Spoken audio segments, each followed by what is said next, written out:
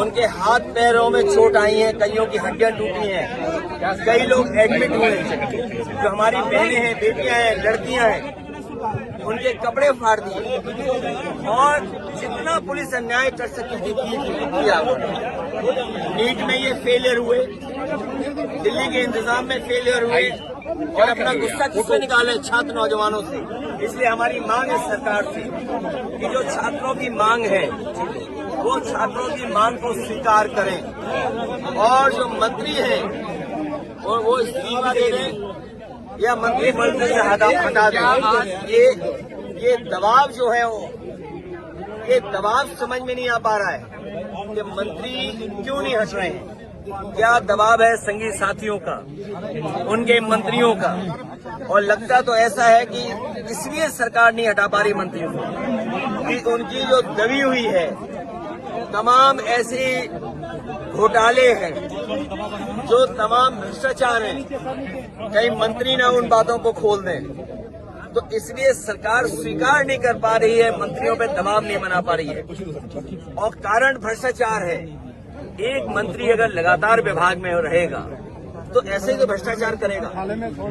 NEET की परीक्षा हुई, वो भी फेल हुई क्योंकि OMR में जो इस तरह की शिकायतें आई हैं वो भी सामने देखी।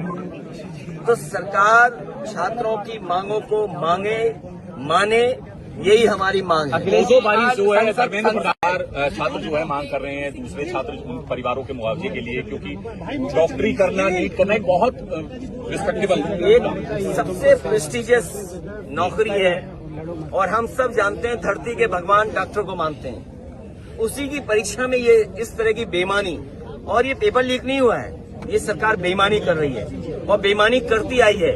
मैं आपको याद दिलाना चाहता हूँ, यूपी में एक समय पर जब भारतीय जनता पार्टी की सरकार बनी, वो अपने मन चाहे लोगों को एडमिशन दिलाना चाहते थे और उसका परिणाम ये हुआ कि एक सत्र 0 हो गया। तुम अपना लाइट ऑफ कर दो। जो नीट में बेईमानी करना चाहते थे, जो पेपर लीक हुआ करने वाले सब बीजेपी से संबंध रखने वाले लोग हैं। तो आखिरकार सरकार घबरा क्यों नहीं है? इसीलिए सरकार दबाव मंत्रियों पर नहीं बना पा रही है कि अगर मंत्रियों पे दबाव बना तो कहीं दबी खुशी जो उनकी और है जानकारी वो बाहर ना आ जाए। सर बीजेपी ये कह रही है, सर सरकार कह रही है सुना जा रहा, सड़क में नहीं सुना जा रहा। आज PM आवास भी देख लिया, वहाँ पे भी बैठे रहे, वहाँ से आप छत्रसाल स्टेडियम आ गए। ये सरकार की जिम्मेदारी बनती है।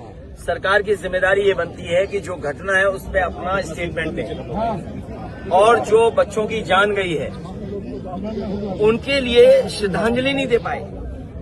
जब हमने सांसदों को, जो हमारे परंपरा रही है लोकसभा की, कि अगर कोई बड़ी घटना हुई है तो हम श्रद्धांजलि देते हैं। आप सोचिए कितनी भेदभाव रखने वाली सरकार है कि बच्चों की जान जाने पर भी जिन्होंने आत्महत्या की उनको श्रद्धांजलि नहीं दे रही है सरकार।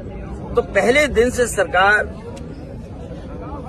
स्वीकार नहीं कर रही है चीजों को और उसी का परिणाम है कि आज सदन में जब हम मांग करते हैं कि हम बहस चाहते हैं, सरकार का स्टेटमेंट आए, सरकार बताए कि घटना क्या हुई, तो सरकार पीछे क्यों हट रही है? प्रधानमंत्री ने आज NDA की बैठक में भी कहा कि कुछ तो विपक्ष राम मंदिर में भी आपको लगता है कि लगातार इसी तरह संघर्ष करता रहेगा। राम मंदिर में भी ऐसे ही आप सड़कों पे उतरेंगे? विपक्ष लगातार युवा, नौजवान, छात्रों की बात करेगा।